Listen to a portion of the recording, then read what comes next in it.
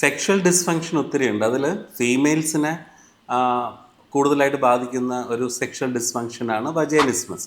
Vaginismus എന്ന് പറയുമ്പോൾ നമ്മൾ സെക്സ് ചെയ്യുമ്പോൾ നമ്മുടെ പെൽവിക് മസിൽസ് നമ്മുടെ നിയന്ത്രണമില്ലാതെ കോൺട്രാക്ട് ചെയ്യുമ്പം പെനിട്രേഷൻ പോസിബിൾ അല്ലാത്തൊരവസ്ഥയാണ് വജൈനിസ്മസ് എന്ന് പറയുന്നത്.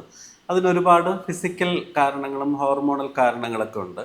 ആസ് എ സൈക്യാട്രിസ്റ്റ് ഞാൻ ഈയടുത്തായിട്ടുള്ള കുറേ കാലങ്ങളായിട്ട് വജൈനിസ്മസ് ഭയങ്കര കൂടുതലായിട്ട് കാണപ്പെടുന്നുണ്ട്. അത് ഒരുപക്ഷെ ചികിത്സയ്ക്ക് വരുന്ന ആൾക്കാരുടെ എണ്ണം കൂടുന്നത് കൊണ്ടായിരിക്കാം. ഈ വജൈനിസ്മസും സൈക്കോളജിക്കൽ കണ്ടീഷനുമായിട്ട് ഭയങ്കര ബന്ധമുണ്ട്. അതിലേറ്റവും ഇമ്പോർട്ടൻ്റ് ആയിട്ടുള്ളൊരു കാര്യം OCD അല്ലെങ്കിൽ OCPD ഉള്ള ആൾക്കാർക്ക് ഇത് കൂടുതലായിട്ട് കാണുന്നുണ്ട്.